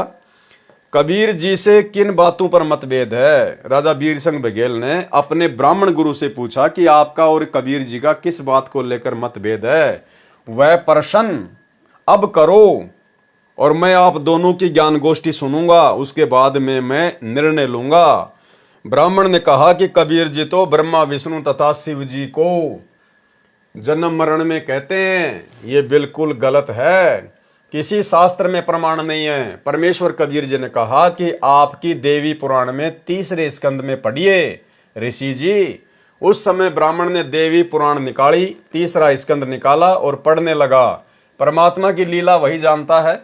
ब्राह्मण के सामने वही प्रकरण आया जिसमें लिखा था श्री देवी पुराण सचित्र मोटा टाइप, केवल हिंदी, गीता प्रेस गोरखपुर से प्रकाशित, पेज नंबर 123 पर लिखा है, भगवान विष्णु ने अपनी माता देवी दुर्गा जी से कहा कि हे माता, तुम शुद्ध स्वरूपा हो, ये सारा संसार तुम्ही से उद्भासित है। मैं विष्णु ब्रह्मा तथा शिव तो नाशवान हैं, हमारा तो आविर्भाव अर्थात जन्म तथा तिरोभाव अर्थात मृत्यु होती है। भगवान शिव बोले, हे माता, यदि ब्रह्मा तथा विष्णु का जन्म आपसे हुआ है तो मैं तमोगुणी लीला करने वाला शंकर क्या तुम्हारी संतान नहीं हुआ? अर्थात मेरे को जन्म देने वाली तुम ही हो। लेख समाप्त। उस समय ये शास्त्र केवल संस्कृत में थे, तो ब्राह्मण ने जैसे ही देवी पुराण खोली, उस समय यही जो मैटर था वो उसकी आंखों के सामने आ गया, जो परमात्मा हमें वर्तमान में गीता प्रेस गोरखपुर से छपी हुई सचित्र हिंदी मोटा टाइप वाली में दिखाते हैं। श्री देवी पुराण में यह प्रकरण देखकर ब्राह्मण के चेहरे का रंग उतर गया, परंतु मन में सोचा कि मना कर देता हूं कि ऐसा कहीं नहीं लिखा है। परमात्मा अंतर्यामी थे, जान गए। परमेश्वर कबीर जी ने कहा कि ब्राह्मण जी, आप राजा की कचहरी में बैठे हो, आज ये निर्णय होकर रहेगा, किसी दूसरे पंडित को बुलाकर यह स्पष्ट किया जाएगा। अब पंडित ने देखा अगर दूसरा पंडित आ गया तो वो तो सारी बातें सही सही बताएगा राजा के सामने। तो पंडित ने सोचा क्यों ना मैं ही सच सच बता दूं। तो पंडित की मजबूरी हो गई राजा के सामने सच बताने की, अन्यथा वो ब्राह्मण गुरु तो राजा वीर सिंह को भ्रमित करने वाला था। उसने देखा कि ये कबीर तो अनपढ़ है और राजा को मैं जैसा कहूंगा राजा वैसा मान जाएगा, लेकिन परमात्मा ने तो राजा रानी को अपनी शरण में लेना था। अंतर्यामी समझ गए कि पंडित बात को छुपाएगा, तो परमेश्वर ने कहा कि पंडित जी, आज निर्णय होके रहेगा, आप राजा की कोर्ट में बैठे हो और दूसरे पंडित को बुलाएंगे। तो वो पंडित जो है वो डर गया ब्राह्मण कि अगर मैंने झूठ बोल दिया और दूसरे पंडित ने सही बता दिया तो आज मेरी खैर नहीं है। परमेश्वर ने कहा कि पंडित जी, राजा की कचहरी अर्थात न्यायालय में बैठे हो, आज ये निर्णय होकर रहेगा, किसी अन्य पंडित को बुलाकर ये स्पष्ट किया जाएगा। राजा वीर सिंह ने कहा कि ब्राह्मण, अब सत्य के अतिरिक्त कुछ भी नहीं सुनूंगा, यदि झूठ बोला तो अंजाम अच्छा नहीं होगा। ब्राह्मण ने कहा, राजन, यही लिखा है जो कबीर जी कह रहे हैं वो ही लिखा हुआ है। ब्रह्मा विष्णु तथा शिव जी नासवान हैं, इनके माता पिता हैं। ये चर्चा रानी मानक देई भी सुन रही थी। राजा वीर सिंह बघेल की जो रानी थी मानक देई, वो भी बैठी बैठी सुन रही थी। राजा रानी ने परमेश्वर कबीर जी से उपदेश लिया, ब्राह्मण ने भी परमात्मा से दीक्षा ली, सब कर्म कांड त्याग दिया। परमात्मा ने राजा रानी तथा पुरोहित को प्रथम मंत्र दिया। पाठकों से निवेदन है कि कबीर सागर ग्रंथ में उआबाई भर रखी है। ये दशा कबीर पंथी ज्ञानहीनों ने की है, धर्मदास जी की वंश परंपरा वालों ने की है, जिन्होंने ब्राह्मण के स्थान पर नामदेव जी से वार्ता लिखी है। प्रत्यक्ष प्रमाण आप वीर सिंह बौद्ध के पेज 105 पर वाणी में देखिए। राजा शिकार करने चला तो 1.25 लाख पैदल सेना चली, हाथी घोड़े बहुत बाहर निकाले, भाट लोग गीत गाते चले, बैंड बाजे बजाते चले। विचार करें, शिकार करने राजा के साथ 200 या 300 सैनिक जाते थे। यथार्थ कथा इस प्रकार है। अब गुरुदेव भगवान बताएंगे कि वो सत्य कथा क्या है। राजा रानी को प्रथम मंत्र देकर परमेश्वर कबीर जी चले गए। ये कहकर गए कि जिस समय आपकी प्रथम मंत्र की भक्ति पर्याप्त हो जाएगी तब मैं आपको सतनाम का मंत्र दूंगा। वह 2 अक्षर का होता है। परमेश्वर कबीर जी सतनाम देने के लिए आए। उस समय राजा वीर सिंह शिकार पर जाने के लिए तैयार था। गुरु जी के आने पर उनसे भी कहा कि आप भी हमारे साथ चलो। राजा वीर सिंह कह रहा है कि परमात्मा आप भी हमारे साथ में शिकार पर चलो। परमेश्वर कबीर जी ने कहा कि मेरे को साथ लेकर चलोगे तो आपको कोई शिकार नहीं मिलेगा। राजा नहीं माना, यानी अपने गुरु की बात को राजा वीर सिंह ने नहीं माना और आग्रह करके हाथी पर बैठाकर अपने साथ ले चले। जंगल में एक स्थान पर पड़ाव डाला। शिकार के लिए अपने टेंट से 40 मील दूर जंगल में चले गए। गर्मी का मौसम था। दिन के 12 बजे राजा तथा सैनिकों और घोड़ों को प्यास लगी। प्यास से प्राण निकलने को हो गए। राजा ने इधर उधर सैनिक दौड़ाकर जल की खोज की, परंतु व्यर्थ। राजा तथा सेना भूख प्यास से तिलमिला उठी। कहने लगे कि कुछ ही समय का जीवन शेष है। तब परमेश्वर कबीर जी ने कहा कि राजन, उस सामने वाले पहाड़ के ऊपर सुंदर बाग है, मीठे जल का सरोवर है। राजा तथा वजीरों ने कहा कि हम पहले आए थे तब उस पहाड़ पर टेंट लगाया था, वहां कुछ नहीं है। परमात्मा ने सेकंडों में वहां पर बाग रच दिए, मीठा और स्वच्छ जल का वहां पे तालाब भर दिया, फलदार वहां पे पेड़ लगा दिए। एक बूढ़े वजीर ने कहा कि साधु बोले सहज स्वभाव, संत का बोला व्यर्थ नहीं जाए, एक बार चलकर देख लेते हैं। राजा ने 2 घुड़सवार भेजे। उन्होंने देखकर सबको बुलाया कि आ जाओ, सुंदर बाग है, सरोवर है। सबने जाकर देखा तो फलों से लदपद वृक्ष तथा लताएं थी। मीठे निर्मल जल का सरोवर था। सबने पानी पिया, फल खाए तथा घर के लिए भी गठरी बांधकर घोड़ों पर रख ली। राजा तथा सेना का पुनर्जीवन था। सबने कबीर परमेश्वर जी के चरणों में शीश रखा तथा दीक्षा के लिए विनती की। परमात्मा ने कहा कि नगरी में चलो, वहां पर दीक्षा दूंगा। राजा काफिले सहित चला तो परमेश्वर कबीर जी से कहा कि हे सतगुरु, यहाँ सूखे पहाड़ों पर कभी जल नहीं देखा, न ऐसा बाग देखा। क्या बात है, मन को विश्वास नहीं हो रहा। सौपन जैसा लग रहा है। कुछ दूरी पर जाकर देखा, मुड़कर देखा तो वहां न बाग था, न जल था, न सरोवर। उबड़ खाबड़ पत्थर सूखे पड़े थे। राजा के आश्रय का ठिकाना नहीं था। परमेश्वर कबीर जी से पूछा, हे प्रभु, वह बाग तथा जल कहां से आया था, कहां चला गया? परमेश्वर कबीर जी ने कहा कि ये बाग तथा जल सत्य लोक से आया था, वह हमारा परम धाम सतलोक है। घोड़ों पर फल मेवा रखी थी, सौपन भी नहीं कहा जा सकता था। ये लीला देखकर परमेश्वर से सर्व वजीरों ने, सैनिकों ने नाम लिया। राजा ने रानी को बताया तो वह भी आश्चर्य करने लगी। सर्व सैनिकों तथा मंत्रियों ने रानी को बताया, फल खाने को दिए तथा परमेश्वर कबीर जी का गुणगान किया। तब रानी को विश्वास हुआ। कबीर जी ने राजा से कहा कि आज के बाद शिकार नहीं करेगा।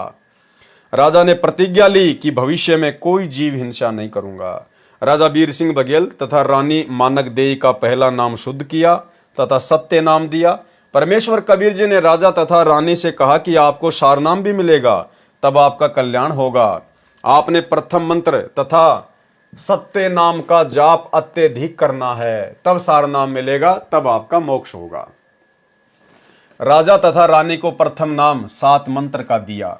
हालांकि भाई और बहनों, परमेश्वर ने उस समय 7 मंत्र किसी को भी नहीं दिए थे। केवल बीच बीच के जो 5 मंत्र हैं, इन 5 प्रधान देवताओं के, जो हमारे शरीर में बने कमलों में निवास करते हैं, केवल परमेश्वर ने वही उनको मंत्र दिए थे।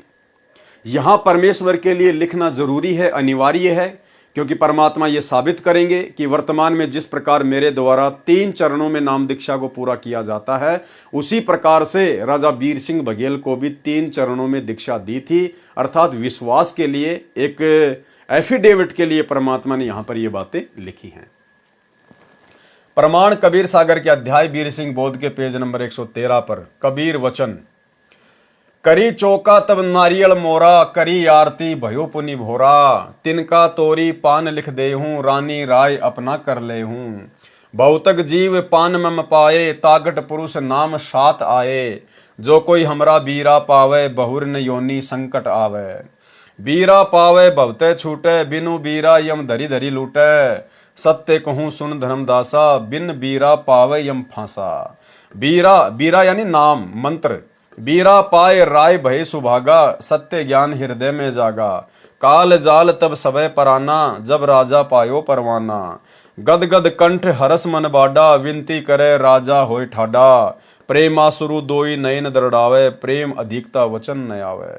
राजा बीर सिंह का स्तुति करना, कबीर परमात्मा की स्तुति करना।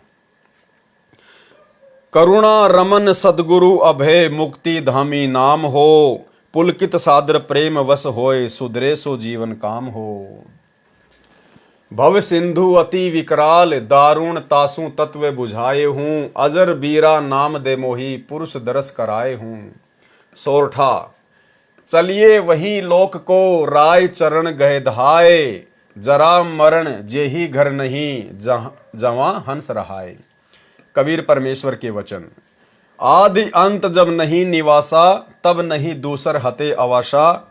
तोन नाम राजा कह दीन्या, सकल जीव आपन कर लीन्या। राय श्रवण जब नाम सुनाई, तब प्रतीति राय जीव आई। सत्य पुरुष सत्य है फूला, सत्य शब्द है जीव को मूला। सत्य दीप सत्य है लोका, नहीं शोक जहाँ सदा अशोका। सत्य नाम जीव जो पावे, सोई जीव तेहि लोक समावे। ऐसो नाम सुहेला भाई, सुनत ही काल जाल नसी जाई। सोई नाम राजा को जो पाए, सत्य पुरुष दर्शन चित लाए।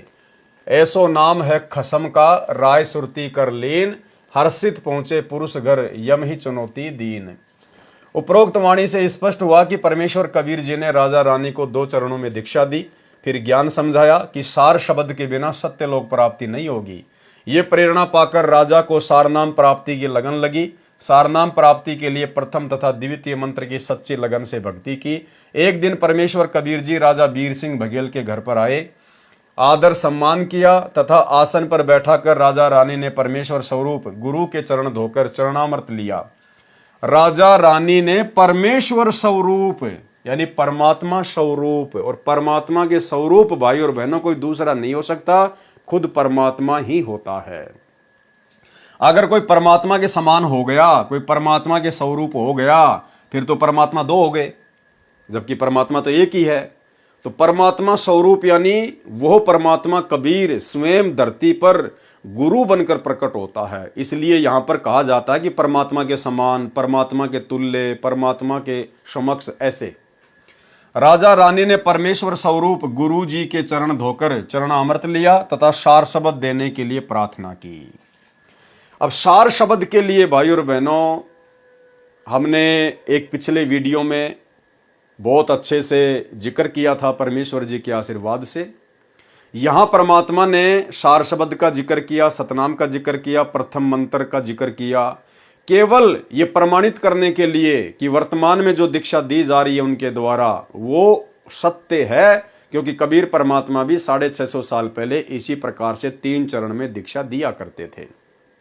लेकिन वर्तमान में सार शब्द के योग्य हम कैसे बनेंगे, सार नाम के हम योग्य कैसे बनेंगे, और क्या वर्तमान में जो सार नाम दिया जा चुका है बरवाला कांड से पहले या बरवाला कांड के बाद इन आश्रमों में डीवीडी से गुरुदेव के परिवार के द्वारा, वो कितना सही है, वो सत्य है, या खाली एक नकली बंदूक गुरुदेव भगवान ने हमारे रिहर्सल के लिए भक्तों को पकड़ाई है। इसका विस्तार से पूरा बायोडाटा आप और हम भाई बहन दास ने पहले जो एक वीडियो बनाया था बीर सिंह बघेल के ऊपर, सार नाम सार शब्द के ऊपर, उस वीडियो को थोड़ा सा हम दोबारा से सुनेंगे और भाई और बहनों, उसके बाद हमें बिल्कुल हर प्रकार से सारी बातें समझ में आएंगी, क्योंकि आज्ञा का जो मैटर है परमात्मा ने वही लिखा हुआ है कि वहाँ पर वो विधवा ब्राह्मणी रहती थी चंद्रप्रभा नाम की। परमेश्वर ने राजा वीर सिंह से कहा कि भाई आप उसके पास जाइए, मुझे एक धोती की आवश्यकता है। उस ब्राह्मणी ने गंगा जी का जल लाकर अपने आंगन में कपास उगाकर उसने सूत काट कर और जगन्नाथ भगवान के लिए जो है एक वो साड़ी बनाई है। वो साड़ी, वो धोती आप ले आओ, फिर आपको सार शब्द दूंगा। राजा वीर सिंह गया, ब्राह्मणी ने उसको मना कर दिया। फिर वो जगन्नाथ गई, फिर जगन्नाथ से आकाशवाणी हुई, धोती बाहर आंगन में फेंक दी। वापस वहाँ से रोती रोती आई और भविष्यवाणी हुई थी कि नालायक वो जगन्नाथ तो काशी में बैठा कबीर, जब उस जगन्नाथ ने तेरे से धोती मंगाई थी तूने उस समय क्यों नहीं दी, अब हम भी स्वीकार नहीं करेंगे। तो पूरा मैटर परमात्मा ने दया बख्शी हुई है। दास ने इसी कबीर सागर के सरलार्थ के ऊपर जो पहले वीडियो बनाए हैं उनमें ये प्रकरण हम पहले ले चुके हैं। तो दास उसी वीडियो को थोड़ा सा, जो केवल सार शब्द तक का मैटर है, उतना हम सुनेंगे, बाकी आगे वही सारा का सारा मैटर लिखा हुआ है। तो आप जी सुनिए। तो देखिए भाई और बहनों, ये वीडियो जो आपको दास दिखाने जा रहा है, इस वीडियो में परमात्मा ने 650 साल पहले काशी नरेश राजा वीर सिंह बघेल को जब उसने कहा परमात्मा से, जो गुरु रूप में आए हुए थे कबीर परमेश्वर, तो राजा वीर सिंह को सार नाम के बारे में पता चला, सार शब्द के बारे में पता चला। तो राजा वीर सिंह ने कहा जी गुरु जी दया करो जी, सार नाम दे दो, सार नाम दे दो, सार नाम दे दो, सार शब्द दे दो। तो परमात्मा को तो मालूम था कि वर्तमान में तो किसी को ये मंत्र देना ही नहीं है, कोई योग्य है ही नहीं। ये मंत्र तो मुझे योग्य आत्माओं को कलयुग की पिछली पीढ़ी में देने हैं। लेकिन परमात्मा ने उदाहरण तैयार करने थे कि कलयुग की पिछली पीढ़ी वाले कोई गलती ना कर दे, उसलिए परमात्मा ने वो उदाहरण बनाए धर्मदास जी के माध्यम से, वीर सिंह बघेल के माध्यम से। और परमेश्वर ने क्या कहा, क्या शर्त रखी राजा वीर सिंह के सामने सार शब्द को प्राप्त करने की। और अंत में राजा वीर सिंह को समझ में आ गया कि तू तो प्रथम नाम प्राप्त करने के योग्य भी नहीं है, सार शब्द सार नाम तो बहुत दूर की बात है। ये 4 मिनट का सत्संग हमें बहुत गहरी शिक्षा देगा, बहुत गहरी। जो भाई बहन वर्तमान में सतलोक आश्रमों से अपने गुरुदेव भगवान के ऊपर विश्वास ना करके, उनके बाहर आने का इंतजार ना करके जो गुरु गद्दारी उन्होंने दिखाई है, ये गुरु गद्दारी में आता है, गुरु के साथ में धोखा करने में आता है।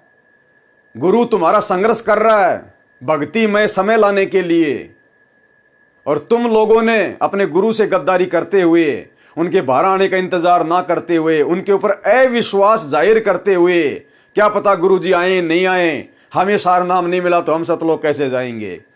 अरे ड्राइवर के बिना चाहे ट्रेन में जाके बैठ जाओ, कहीं नहीं जा पाओगे।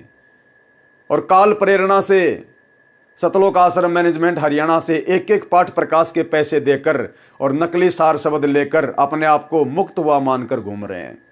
अब उनकी आंखें खुलेंगी कि तुम्हें जो दिया गया है ना वो तो धोखा है, धोखा। असली सार शब्द कब मिलता है, और आप लोगों के साथ में वही होगा जो राजा वीर सिंह के साथ में हुआ। यानी जब राजा वीर सिंह बघेल ने सार नाम के लिए गुरुदेव से बार बार अर्ज की, तो कबीर परमेश्वर ने कहा कि भाई तेरे को सार नाम दे दूंगा, लेकिन एक शर्त है, वो तेरे को पूरी करनी पड़ेगी। बोला जी क्या, आदेश करो। बोला तेरे नगर में, तेरे राज्य में एक विधवा ब्राह्मणी रहती है, वो तेरी गुरु बहन है, उसने भी उपदेश लिया हुआ है। राजा को इस बात का पता नहीं था।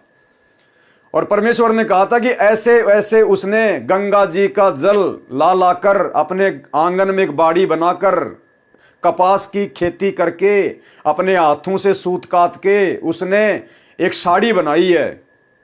वो साड़ी यदि आप ले आओ उससे, तो मैं आपको आते सार नाम दे दूंगा। तो वीर सिंह बड़ा खुश हुआ कि ये तो बहुत ही छोटा सा काम है, बड़ा आसान काम है। और 2-4 सैनिकों को भेज दिया कि बहन को जाके बता दो कि राजा आ रहा है। वीर सिंह वहां चला जाता है। बोला बहन मुझे गुरुदेव आज सार नाम देंगे, और उन्होंने एक शर्त रखी है कि आपके पास में एक साड़ी है, मुझे वो चाहिए। तो उसने कहा कि भाई मेरे पास तो बहुत सारी साड़ी है, ले जाओ।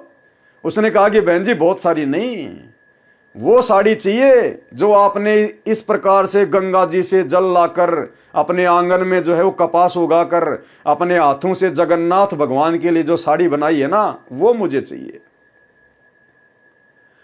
तो उसने कहा कि भैया ये साड़ी तो मैं नहीं दे सकती, और चाहे कितनी साड़ी ले जा, लेकिन ये साड़ी मैं नहीं दूंगी। और उसने कह दिया था कि ये साड़ी तो मैंने मेरे जगन्नाथ भगवान के ऊपर चढ़ाने के लिए बनाई है, ये मैं नहीं दे सकती, चाहे तू मुझे अपने राज्य से निकाल दे। अब मायूस होकर राजा वीर सिंह बघेल चला गया।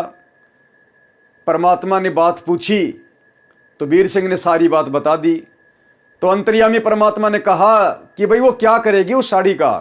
बोला जी वो कह रही थी कि मैं अपने भगवान जगन्नाथ के वहां चढ़ाऊंगी जाके। तो परमात्मा ने देखा कि ये तो मायूस हो गया राजा वीर सिंह। परमात्मा ने कहा कि भाई एक काम कर, चल मैं शर्त को थोड़ा ढीला कर देता हूं। तो ऐसा कर, जब वो साड़ी जगन्नाथ भगवान के चढ़ाने के लिए जाए उस समय कुछ सैनिक साथ में भेज देना। लड़की की जात है, लंबा रास्ता है, चोर उचक्कों का कुछ पता नहीं। और जब वो लड़की साड़ी चढ़ाकर जगन्नाथ में वापस आ जाएगी उस समय मैं तेरे को सारनाम दे दूंगा। राजा बड़ा खुश हुआ और सैनिकों को भेज दिया अपनी बहन के पास कि बहन को जाके बोल दो अपनी बहन को पालकी में बैठा के ले जाऊंगा, रथ में बैठा के ले जाऊंगा। सैनिक गए, सारी बात बताई। उसने कहा भाई मैं तो पैदल जाऊंगी, पैदल अपने भगवान के। उस ब्राह्मणी ने भी कबीर जी को अपना गुरु बना रखा और जगन्नाथ में उस मूर्ति के ऊपर, उस पत्थर के ऊपर साड़ी चढ़ाने जा रही है।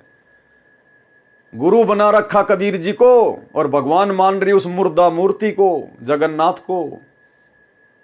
इधर राजा वीर सिंह ने भी गुरु बना रखा कबीर जी को, लेकिन भगवान नहीं मान पा रहा था। अब आगे की कथा सुनिए, परमात्मा कैसे उन दोनों का भ्रम निवारण करेंगे और कैसे इस कथा के माध्यम से गुरुदेव भगवान हम पिछली पीढ़ी वालों की आंखें खोलेंगे कि काहे का सार नाम, काहे का सार शब्द। अभी तो तुम्हारे जो कर्म है वो सार शब्द प्राप्त करने के आसपास भी नहीं है। तो गुरुदेव कह रहे हैं इस 4 मिनट के सत्संग के विषय में कि पुण्यात्माओं, केवल ये कथा नहीं है, इसका कितना जबरदस्त निष्कर्ष निकलेगा आपने वो देखना है। तो ध्यान से सुनना भाई और बहनों, ध्यान से देखना है आपने। पुण्यात्माओं ये देखना है आपने, इसका निष्कर्ष क्या निकलेगा इस स्टोरी का। ये केवल कथाएं नहीं है, ये हमारे लिए बहुत काम की वस्तु है। अब जब ये बात सुनी उस बहन ने, वह गदगद होगी, शुक्र मनाया जगन्नाथ भगवान का। हे जगन्नाथ भगवान, आपने मेरी इज्जत रख दी, राजा का मन बदल दिया। इन्होंने पता कौन सा जगन्नाथ बदलना लग रहा है इसके मन को, इतनी बुद्धि कमजोर थी मारी। और कहा, सारी बात सुनकर कहने लगी भाई ना तो मैं रथ में बैठूं, मैं तो पैदल जाऊंगी। राजा का शुक्रिया है, अगर तुम मेरे साथ चलो तो मुझे कोई इतराज नहीं। ऐसा ही हुआ, लड़की चली गई, सैनिक साथ चल पड़े रथ लेकर, खाने पीने की व्यवस्था उसमें अपनी ले ली, वो लड़की पैदल गई वहां तक। अब शाम में पहुंचे, सुबह नहा धोकर उस बहन ने वह अपनी जो धोती हाथ से बना रखी थी वो चादर लेकर भगवान जगन्नाथ के मंदिर में मूर्ति के चरणों में रखना चाहिए। रखते ही और कहा कि इस दासी की तुच्छ भेंट स्वीकार करना जगन्नाथ। वो धोती वहां से उठी और उस जगन्नाथ के मंदिर के प्रांगण में जाकर पड़ी और आकाशवाणी हुई कि नालायक, जगन्नाथ तो काशी में बैठा है, वो कबीर परमात्मा इज जगन्नाथ, तो किस धक्के खाना की। वो जगन्नाथ की मूर्ति ने कोई आकाशवाणी नहीं की, वो पत्थर की मूर्ति वाला क्या आकाशवाणी करेगी। उसी कबीर परमात्मा ने जो 650 साल पहले आए हुए थे, उन्होंने उस मूर्ति के माध्यम से आकाशवाणी की उस बहन का भ्रम तोड़ने के लिए कि नालायक, वो जगन्नाथ, जगतनाथ यानी पूरे संसार को रचने वाला, पूरे संसार का पालन पोषण करने वाला, वो जगन्नाथ कबीर तो काशी में बैठा है। तू यहां कहां धक्के खाने के लिए आ गई इस मूर्ति के ऊपर साड़ी चढ़ाने के लिए। अरे जब उस जगन्नाथ ने काशी में तेरे से साड़ी मंगवाई थी, तूने उसको क्यों नहीं दी? अगर तूने उसको नहीं दी तो हम भी तेरी साड़ी स्वीकार नहीं करेंगे। और साड़ी को फेंक के मारा, आंगन में आके गिरी जगन्नाथ के प्रांगण में। इस आकाशवाणी को वो सैनिक भी सुन रहे थे और वो विधवा ब्राह्मणी जब उसने सुना कि वास्तव में असली जगन्नाथ तो मेरा गुरु ही है, गुरु के अलावा दूसरा कोई जगन्नाथ और कहीं नहीं है, गुरु बड़े हैं गोविंद से मन में देख विचार, हरि सुमरे सो रह गए गुरु भजे हुए पार। वहीं से रोना शुरू हुई थी और काशी में आके रुकी थी। और आगे क्या हुआ ध्यान से सुनिए। कि इस दासी की तुच्छ भेंट स्वीकार करना जगन्नाथ। वो धोती वहां से उठी और उस जगन्नाथ के मंदिर के प्रांगण में जाकर पड़ी और आकाशवाणी हुई कि नालायक, जगन्नाथ तो काशी में बैठा है, वो कबीर परमात्मा इज जगन्नाथ, तो किस धक्के खाना गी। कलेजा फट गया उस लड़की का, रोआ बुरी तरह। ओए होए, वो भगवान स्वयं है कबीर जी। वो वहीं से रोने लगी थी, आंखों में इतने आंसू बह गए कि सारे कपड़े भीज गए उस बेटी के कि मैं कितनी नीच हूं, भगवान कहाँ मैं खोजन की तागी। परमात्मा कहते हैं गुरु मानुष कर जानते ते नर कहिए अंध, महादुखी संसार में अग गई यम के फंद। ठीक इसी प्रकार वर्तमान में वो जगन्नाथ, वो कबीर भगवान तो बैठा हिसार जेल में, और तुम उस दाढ़ी मूछ वाली नकली कबीर की फोटो को जगन्नाथ मानकर उसका प्रकट दिवस मना रहे हो, धक्के खा रहे हो इन आश्रमों में, इन पत्थरों में जा जाके सिर मार रहे हो, जो इनके महीने में आश्रमों में जा जाके ड्रामेबाजी कर रहे हो। अरे जगन्नाथ तो बैठा हिसार जेल में।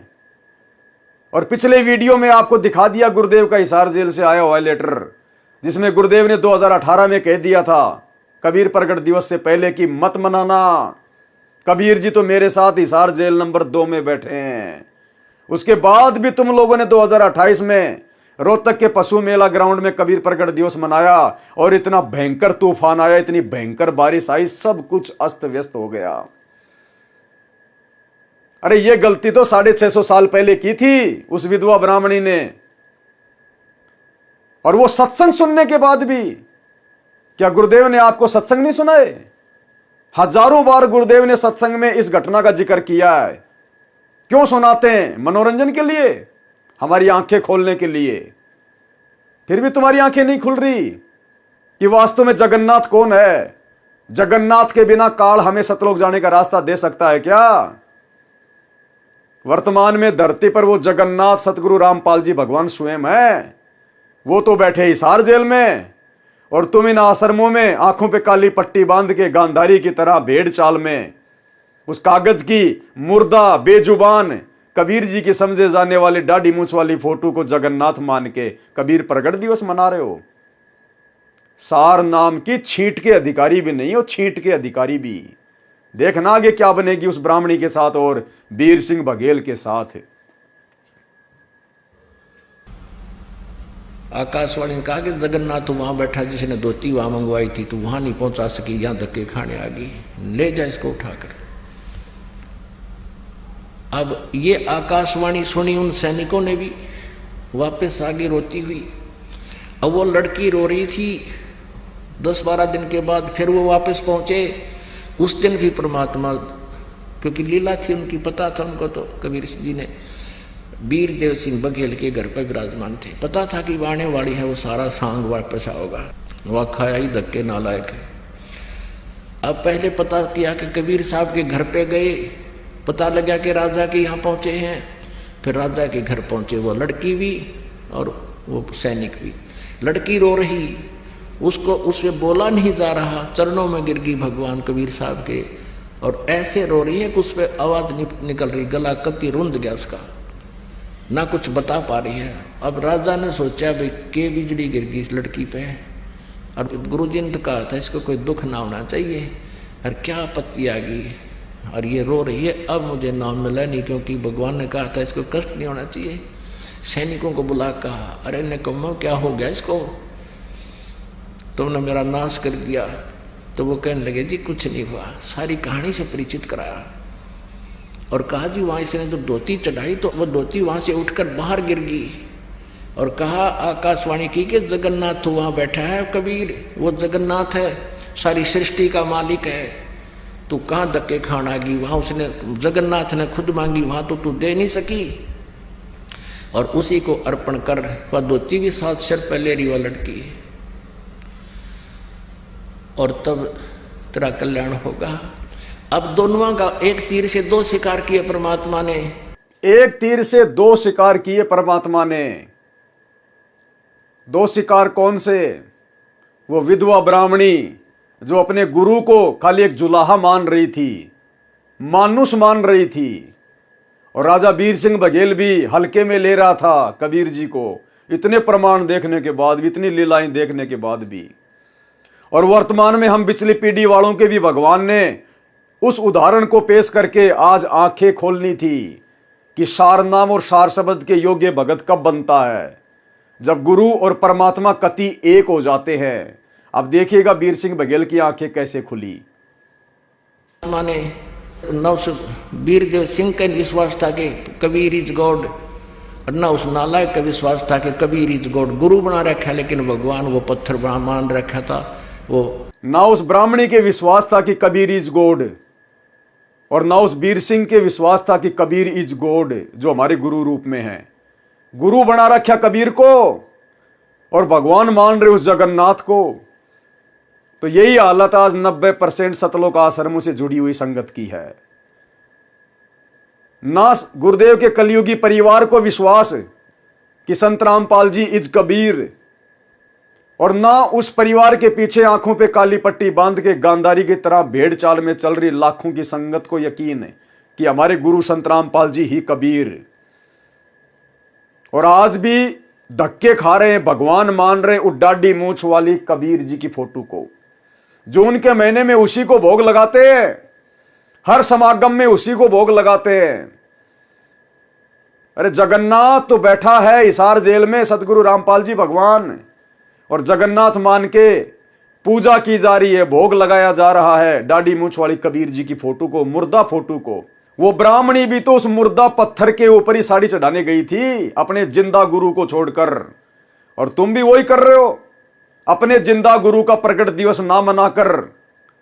और जून के महीने में वो मुर्दा कबीर का, उस मूर्ति का, उस फोटो का, बेजान बेजुबान मुर्दा, उस कागज के टुकड़े का, कबीर जी की समझे जाने वाली उस काल्पनिक फोटो का तुम कबीर प्रकट दिवस मना रहे हो। उसको तुम भगवान मान रहे हो, कबीर मान रहे हो, जगन्नाथ मान रहे हो।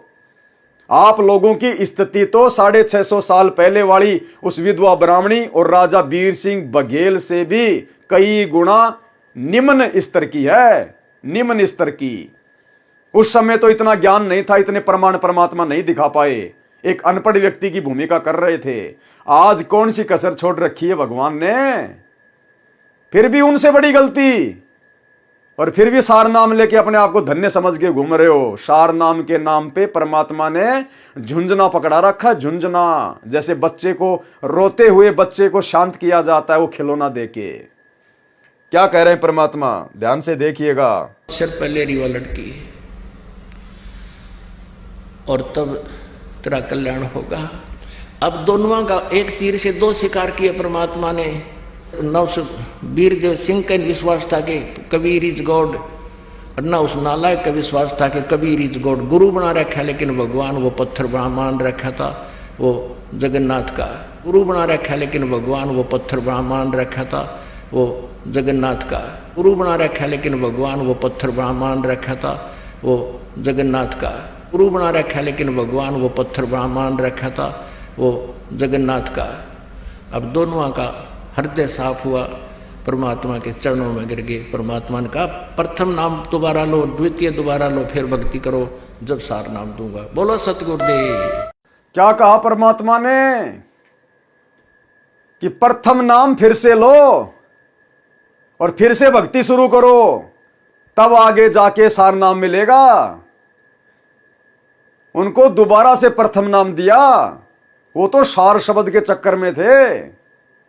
दोबारा से उनको प्रथम नाम दिया गया कि नालायको, जब तक अपने गुरु को ही भगवान मान के भक्ति नहीं करोगे तब तक तो तुम्हारी भक्ति शुरू भी नहीं होती। कहां सार नाम, सार शब्द लेने की सोच रहे हो? दोबारा से प्रथम नाम लो। उनको दोबारा से प्रथम नाम दिया। यह उदाहरण क्यों पेश किया? आज आप और हमारे लिए। और आज जो संगत अपने आप को सार शब्द लेके धन्य मान रही है कि हमने तो धनाना आश्रम से सार शब्द ले लिया, हमने तो संत रामपाल जी से बरवाड़ा आश्रम में, हमने तो करोथा में ही सार नाम ले लिया, कुछ नहीं मिला, झुंझुना पकड़ा रखा है परमात्मा ने, नकली बंदूक, केवल रिहर्सल चल रही है। गुरु मानुष कर जानते ते नर कहिए अंध, ओए दुखी संसार में आ गए यम के फंदे। सभी संगत वालों के साथ में जो इन आश्रमों से जुड़े हुए हैं, जिन्होंने सार नाम ले लिया, सार शब्द ले लिया, इन सबको दोबारा से गुरुदेव भगवान के हिसार जेल से बाहर आने के बाद प्रथम नाम से भक्ति शुरू करनी पड़ेगी। दोबारा प्रथम नाम से। ये सत्संग प्रत्यक्ष उदाहरण है, प्रत्यक्ष उदाहरण है। क्या कह रहे हैं परमात्मा? जगन्नाथ का गुरु बना रखा, लेकिन भगवान वो पत्थर मान रखा था। वो जगन्नाथ का गुरु बना रखा, लेकिन भगवान वो पत्थर मान रखा था। वो जगन्नाथ का। अब दोनों का हृदय साफ हुआ, परमात्मा के चरणों में गिर गए। परमात्मा ने कहा प्रथम नाम दोबारा लो, द्वितीय दोबारा लो, फिर भक्ति करो, जब सार नाम दूंगा। बोलो सतगुरुदेव। तो भाई और बहनों, वीडियो आपने देख लिया। जो पूरा का पूरा प्रकरण गुरुदेव भगवान ने यहाँ पर लिखा हुआ है, तो वीडियो आपने पूरा देख लिया होगा। किस प्रकार से परमात्मा ने एक तीर से 2-3 शिकार किए। परमात्मा ने उस विधवा ब्राह्मणी चंद्र प्रभा की बुद्धि को भी सेट करना था कि नालायक, तूने गुरु बना रखा मुझे, और जगन्नाथ यानी परमात्मा मान रही है पत्थर की मूर्ति को। उधर राजा वीर सिंह बघेल को भी परमात्मा ने सत्यता से परिचित करवाना था कि भैया ये सार शब्द इतनी आसानी से नहीं मिलता। जब तक आप अपने गुरु को परमात्मा नहीं मानोगे, ये सार शब्द प्राप्त करने के योग्य नहीं बन सकते। तो वीडियो हमने देख लिया, थोड़ा सा हम इसको पढ़ेंगे। ये लास्ट पेज है, इसमें परमात्मा ने नीचे थोड़ा सा निष्कर्ष दिया हुआ पूरी राम कहानी का सारांश। इस प्रसंग से सिद्ध हुआ कि परमेश्वर कबीर जी दीक्षा कर्म 3 चरणों में पूरा करते थे।